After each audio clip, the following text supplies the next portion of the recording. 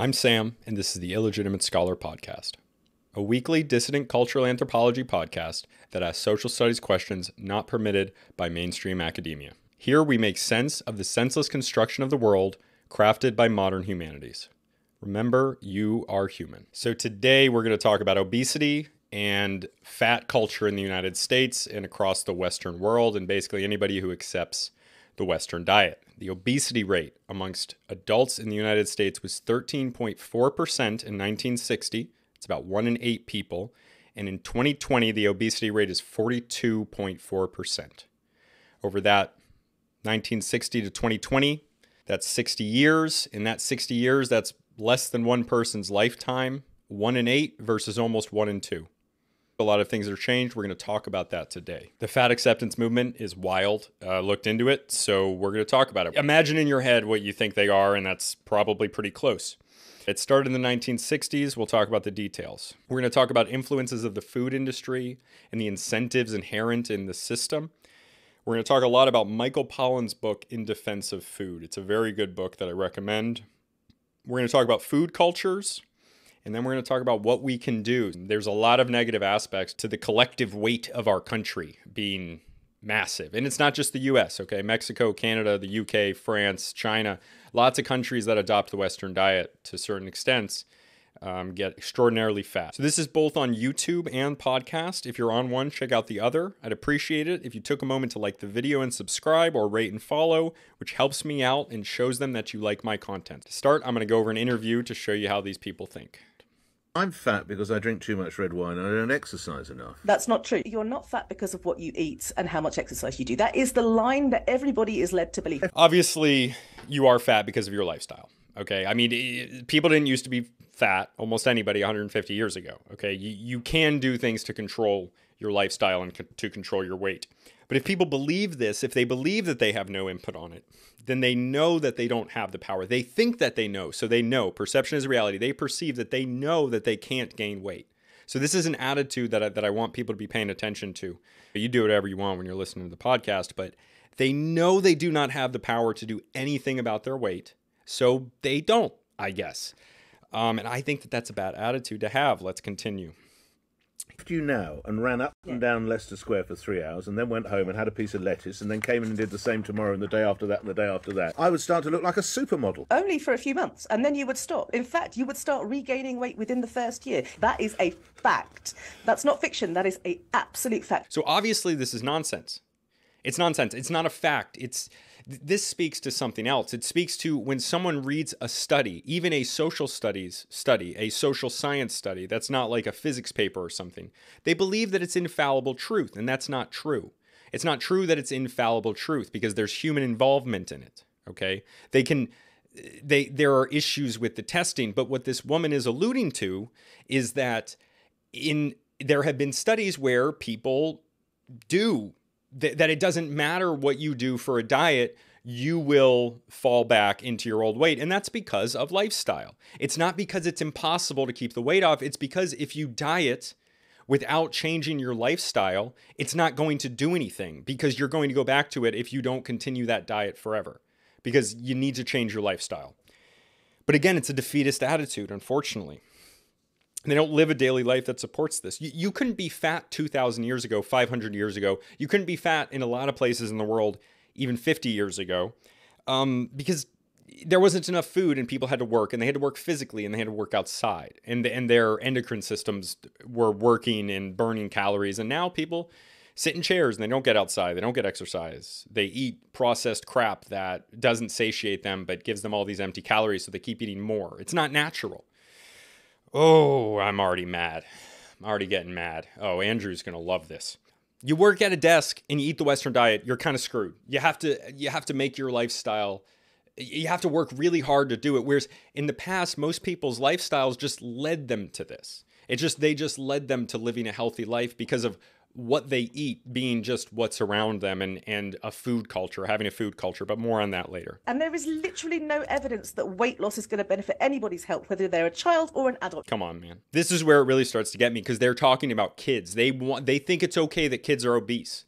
They're not giving these kids a chance because if you're fat as a child, it's way harder. And yes, this is shown in statistics, but it's because of the culture. It's because of the lifestyle. If you're fat as a child, those are the habits that you know. If you believe it's impossible, you won't make the changes necessary, but there are changes that you can make. So if you're listening to this and you're fat, please don't take this attitude. It's okay that you're fat in the sense that you shouldn't hate yourself. You should love yourself and you should accept yourself. And that is why you should lose the weight so that you feel better and that you're eating things that are connect you to humanity, that don't make you feel like crap, that don't make you feel lethargic, that don't make you extra weight, that isn't fun to walk around. Like, don't you like taking deep breaths? Don't you like not being winded as you walk up the stairs? I digress. I'm willing to stake my medical career on the fact that that the lies that we've been sold about obesity, especially childhood obesity, are not true. They are there to benefit the weight loss industry. The weight loss industry is small. And I'm not saying there's not bad actors in it, because there's bad actors everywhere trying to make a quick buck. The processed food industry is much larger. They're a massive lobby. They give so much money. We're going to talk about some specific examples in a minute, but they give a lot of money towards funding this. Up to 98% of people that attempt weight loss will have regained all the weight within 5 years. Evidence is very clear. Up to 98% of people that attempt weight loss will have regained all the weight within 5 years. That's her evidence on why it's a fact. That is seriously her evidence. Yes. Because they don't make a lifestyle change. I'm beating a dead horse. Second thing, this idea that energy in and energy out and energy... This woman doesn't believe in physics. This is probably the same type of people who wants you to trust the science and whatever, and she doesn't believe in physics. I understand it's more complicated than calories in, calories out, but really it's not. Because yes, you have a metabolism and your body might burn more calories, but you can do things to make your body burn more calories, passively and actively. How do you explain like Civil War POW camps or like people in the Holocaust? Do you think they wanted to be emaciatedly skinny? Don't you think they wish that they could like take energy out of the air somehow? Like, no, that's real, dude. What do you... Okay, I'm mad. I digress. I gotta chill out. All right. Whew. It's a socialization nonsense. It's socialization nonsense. It's that this is the information that's taught by the experts, and sometimes the experts are funded by nefarious actors and all this stuff. But she believes she's right. She probably has a PhD in something. She's talking about a medical license. She's probably a dietitian, unfortunately. America's got a fat culture. Okay, we said it before. That stat, it was from the CDC. The obesity rate amongst adults in the U.S., 13.4% in 1960. 42.4% today. Obesity rate, 1960, but in 1999 was 27.3%. 2022, 42.4%. Big increase, 15%. Diabetes, stroke, heart disease, all up. All of these indicators are up. And that was 2020. And as far as I know, it's gotten worse since the pandemic, of course, because people are sitting at home. Again, lifestyle change. Lifestyle change can make it worse, it can make it better. Soon we're going to be those fat people rolling around like Wall-E. Just blobs of amorphousness, just big gulp. Watching the latest Marvel movie. God damn it, I hate the world. Okay, I don't. I love the world. Love all you guys. Thanks for listening. Okay, fat acceptance movement. So I don't want to mock these people. I don't want to make fun of them. Okay, I really don't. I don't want to be mean or cruel. But I'm just gonna read some quotes from first a Time article, and then from 2 websites from fat acceptance groups. Okay, so this is from the Time article. When hippies started staging be-ins to protest the Vietnam War, the first fat activists co-opted the idea. They staged their own event in New York City's Central Park, dubbed it a fat in, and ate ice cream while burning posters of uber-thin model Twiggy. Taking their cue from the radical left, several West Coast members split from this is the anti-fat hate group, and in 1972 founded the Fat Underground, which espoused, without irony, the belief that social pressure and overwhelming medical opinion were perpetuating a campaign of genocide against fat people. The radicalism was short-lived. Fat Underground never totaled more than a handful of people and was more of a nuisance than an actual threat. Members gave speeches and harassed weight loss groups, but never resorted to actual violence. Peggy Howell says her group doesn't encourage anyone to lead an unhealthy lifestyle, but recognizes that for some people, weight loss isn't possible. We don't encourage people to get fat, Howell says. A 2008 Yale University study suggests weight discrimination is now as prevalent as race or gender discrimination, a trend Howell says is unacceptable. As a citizen of the US, just because I carry more weight on my back doesn't mean I should have any fewer rights than anyone else, she maintains.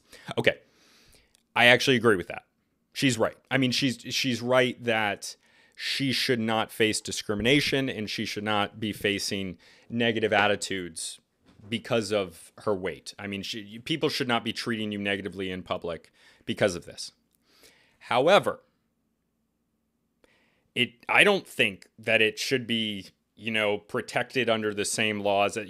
I have a lot of thoughts on those laws, but New York State or city just made being fat an actual category within like race, gender for something you can discriminate against. And I don't think that you should be able to discriminate against people, but I also think that society should have a level of shame and should shame people. It shouldn't treat them poorly, but shame is a really negative word, but shame in the sense that it's like, hey, I'm disappointed in this action that you're doing, out of love, in the sense that, when people are fat, they die earlier.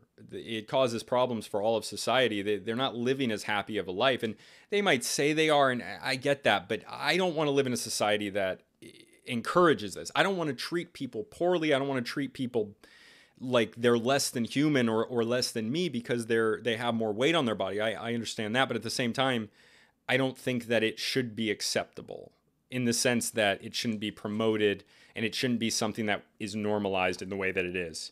But effectively, it becomes normalized when it's 42% of people in the country are obese. So what are you going to do? So this is from the NAAFA website. I think it's the National Association for the Advancement of Fat something. We envision a culture where all fat people are free, celebrated, and liberated from every form of oppression. Oppression is a strong word here, I think. That's why I shared that. All fat people face weight stigma. Fat people who also represent other marginalized identities are disproportionately impacted by anti-fatness. In addition to the challenges they face because of other biases and oppression in our culture. Learn more about intersectionality here. And again, this is just demonstrating, what type of movement this is, because I was kind of amazed that it was, I shouldn't have been surprised, but that it's tied into these other civil rights movements. I mean, this website was directly linked to BLM messages talking about anti-blackness. And, I'm not saying that's a bad thing. I'm just saying they're connected. I mean, personally, I think, as far as the organization and the leadership of BLM, obviously they suck. They're bad. But the phrase itself is not, and most people using the phrase, I think are well-meaning, and essentially I agree with them. But I digress. If you think I'm a lib, yeah, whatever. Sorry. Yeah. Okay. Some more people here. Okay, so these people are connected to huge institutions, New York Times, Huffington Post. Links are in the Discord if you want to check them out. It goes without saying, don't harass these people, because I'm going to be reading their bios. I know you guys wouldn't do that, but just don't, obviously. These are people. But they are connected to huge institutions, and I think that's important because it shows that these are promoted by our culture. They're promoted by the news media, the big names, the New York Times, Huffington Post. They're promoted by... there's other ones in here. I mean, you can go and read them. It's wild, but I'm going to read some selections. So Tigress championed an intersectional approach to fighting anti-fatness through education, advocacy, and support. Tigress founded Full Figure Entertainment in 2008 in Oakland, California. It sounds like a stripper thing. I didn't look into it. It probably isn't. And co-founded the PHX Fat Force in Arizona in 2019. It's a cool name. Tigress is a justice, equity, diversity, and inclusion, parentheses, Jedi, consultant and educator whose clients have ranged from major tech companies to small nonprofits. Why are major tech companies hiring people like this? This is scary that the major institutions in our country are promoting these ideas. Oh, God. She is a 2-time women's college graduate with a BA in Black Studies from Smith College, which is an all-women's college in New England, extraordinarily leftist, and an MFA, Master of Fine Arts, in Creative Writing from Mills College, which I'm not familiar with. Christina is a super fat, and again, these are quotes from the website. I'm not saying anything. I'm not trying to, again, these are people, I'm sorry, I don't want to be mean. I'm sure that I could have plenty of normal conversations with these people on common ground, but I just want to show the language that's being used because this is crazy. I hope you guys like this because I like it. I think it's very interesting, especially when they're connected to the New York Times and to these big colleges and huge tech companies. It's so bizarre. It's so outside like my normal life, but I digress. Why is this happening? It's all DEI stuff, man. Like who? Christina is a super fat, black, and disabled creative problem solver who is passionate about equity, inclusion, and intersectional fat liberation. I didn't type this guy's name, but he currently co-hosts the Big Fat Gay podcast, which discusses the issues that fat people and their admirers face in relationships, media, and society. That's probably fun. It's obviously not for me, but I'm sure that's a fun thing to do. So this is the next website. This one is the Association for Size Diversity in Health. Veronica, a registered dietitian, certified culinarian, and aspiring death doula. Veronica has been featured in Self, Teen Vogue, Blavity, Black Enterprise, Condé Nast Traveler, Cosmopolitan, Good Housekeeping, Huffington Post, Marie France, The New York Times, and Travel Noir. Veronica received her bachelor's degree in nutritional science from Howard University, HBCU, her master's degree in nutrition education from Columbia University, Ivy League. Poncho is a PhD fellow under the South African Research Chair in Science Communication at Stellenbosch University. Her research focuses on the public communication of obesity. Research and the discursive narratives underlying the scientific mass media and public policy texts, particularly concerning Black women. Poncho spearheaded the Free to Bleed, #FreeToBleed campaign, which advocated for free menstrual products for learners who menstruate in South Africa. I just want to be clear. I had to read this over once. It's not about free bleeding, which is like that hippie thing where they just bleed everywhere, which is absolutely disgusting because it's blood.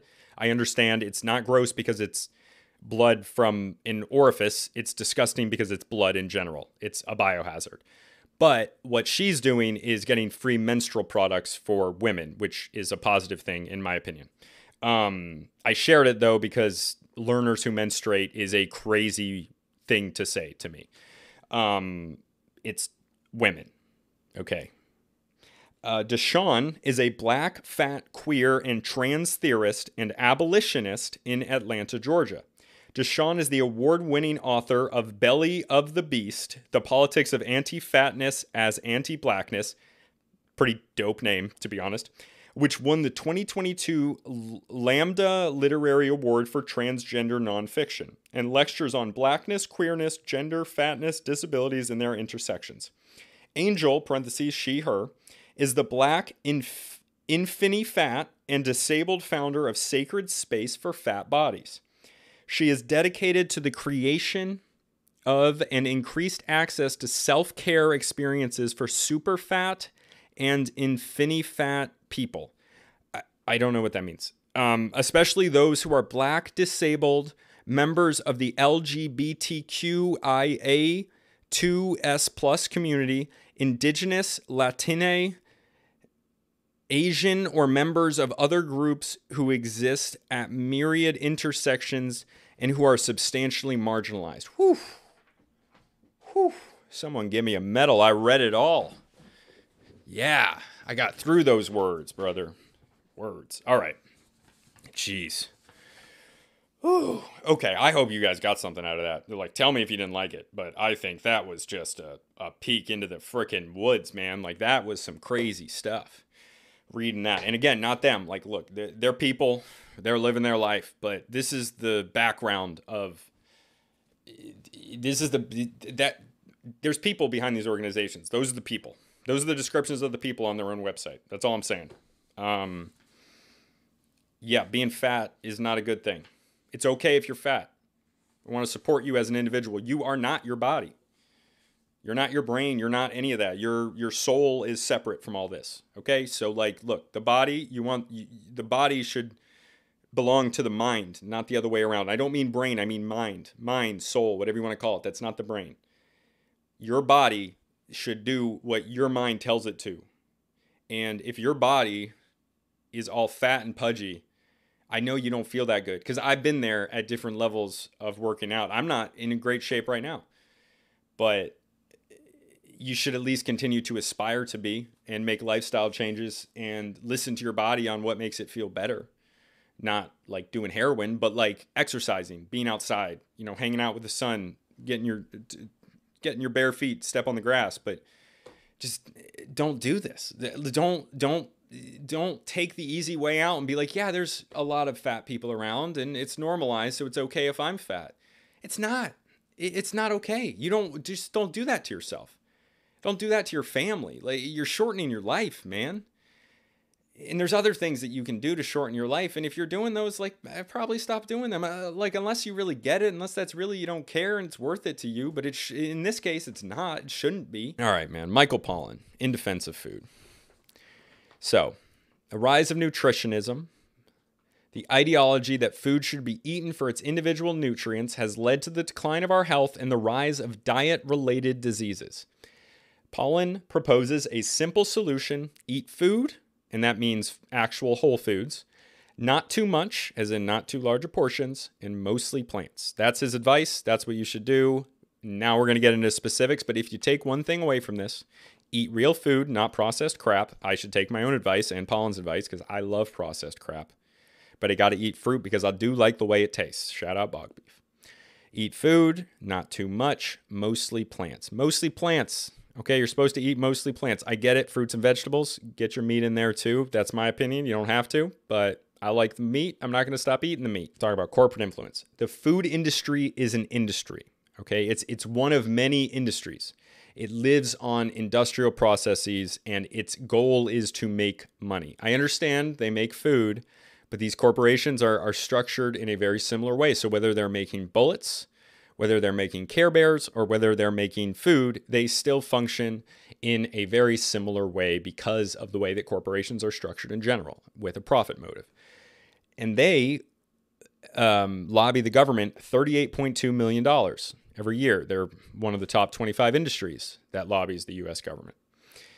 In the 1960s, the sugar industry funded research that downplayed the link between sugar consumption and heart disease, so they could sell more sugar products. Sugar being something that was very easy to be mass-produced and processed. The food industry lobbied the U.S. government to prevent the introduction of a tax on sugary drinks in 2016 because that would hurt sales. Even though that would be good for the country, and people have mixed thoughts about that and freedom and whatever, but in my opinion, is it's behavioral economics. You want people to drink less sugary products. It's also, a cost. It's a cost to the regular consumer, to the regular taxpayer, because it gets passed on in health crises, and it's better for everybody. Like, the food industry lobbies for supplements and all these things, and they're able to advertise and they're able to sell their crap, and they lobby a lot. So it's just a little bit of fighting back to put a tax on sugary drinks. And yes, I get it. It's going to hit the poor the most, but maybe it should.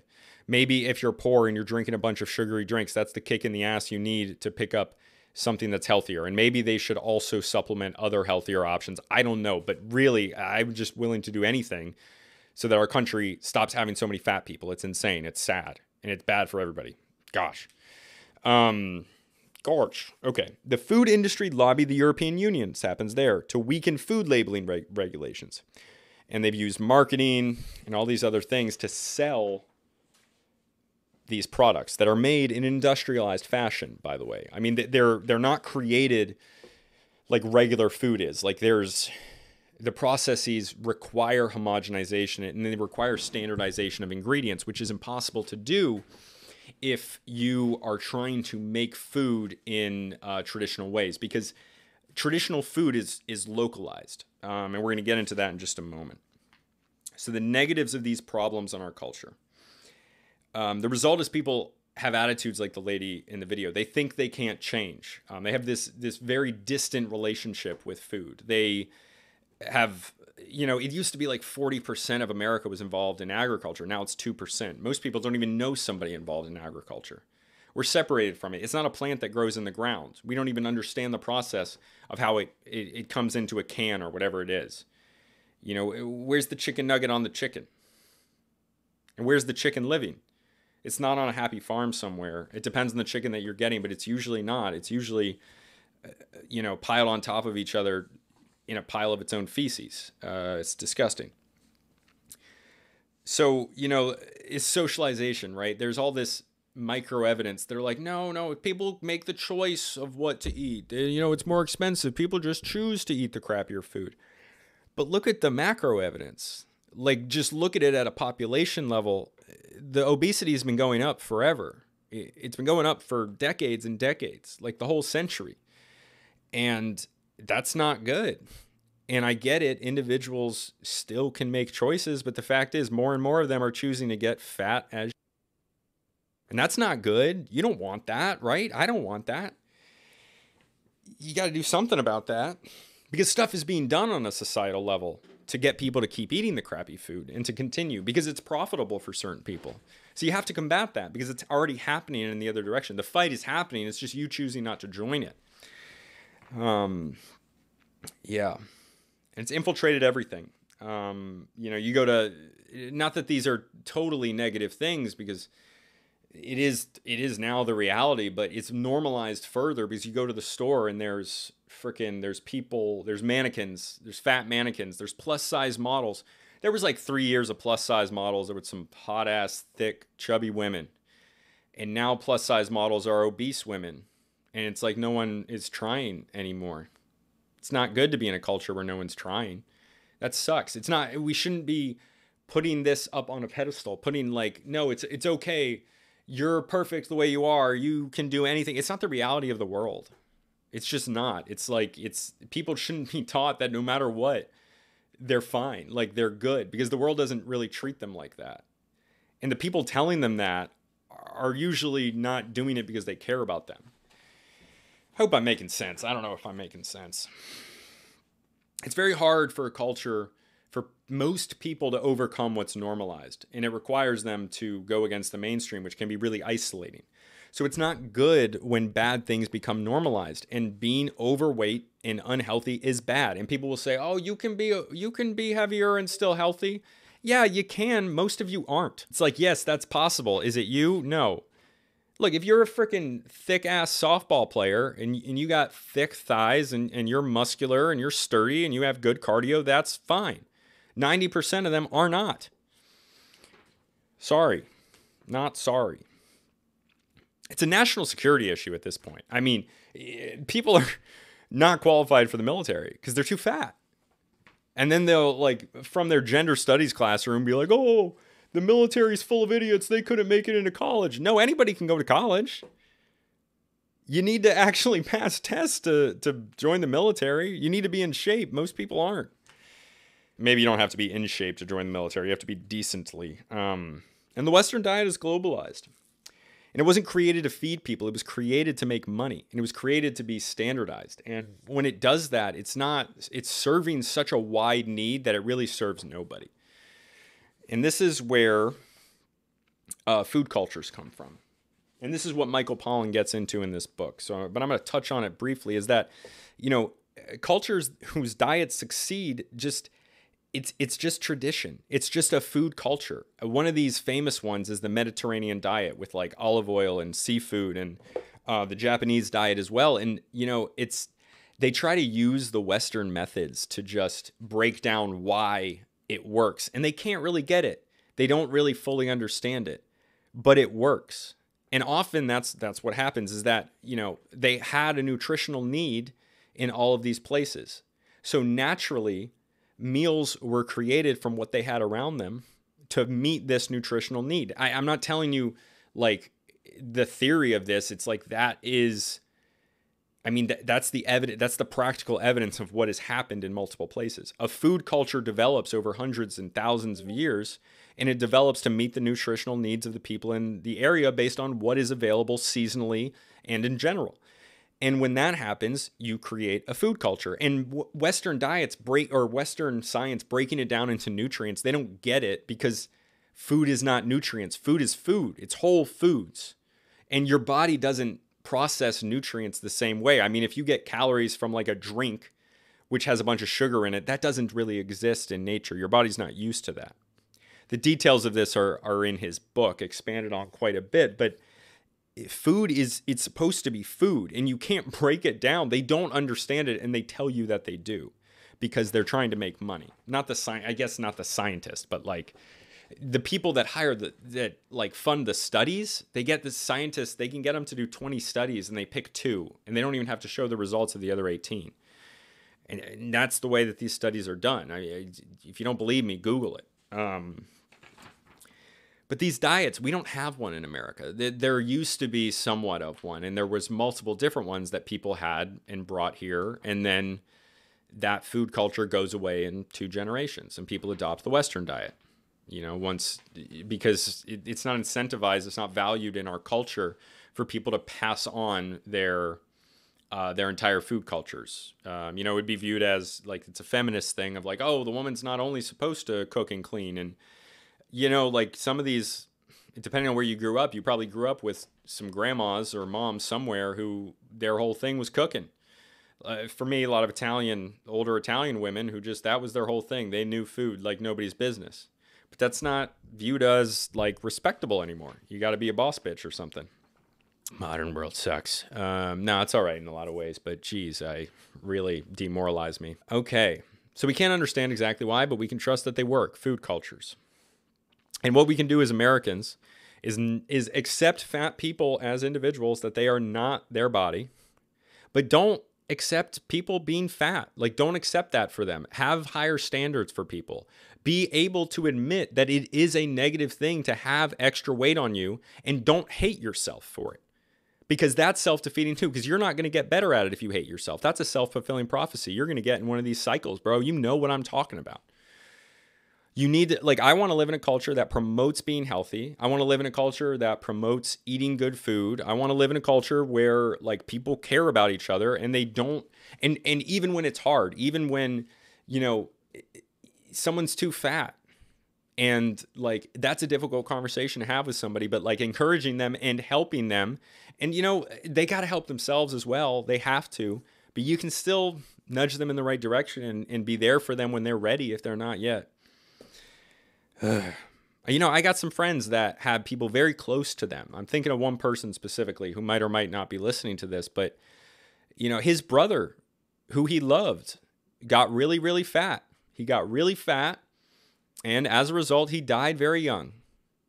And like, that's one of my best friends, and his brother died from this, essentially. And if someone had told him like it's not okay to be fat, shamed him a little bit, and there was a cultural way for him to get more healthy, he might still be alive, man.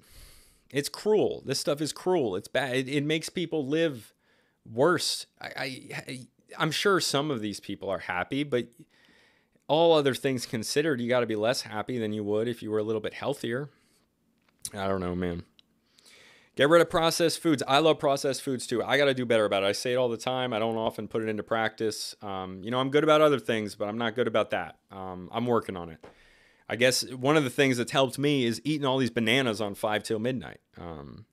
Yeah, 5 till midnight, Monday. Google that. It's the other podcast we're doing with the boys. But yeah, that's it. 5 till midnight. That's when I'm eating all the bananas. I ate 5 bananas last time. It was awesome. All right. We're good. Bye.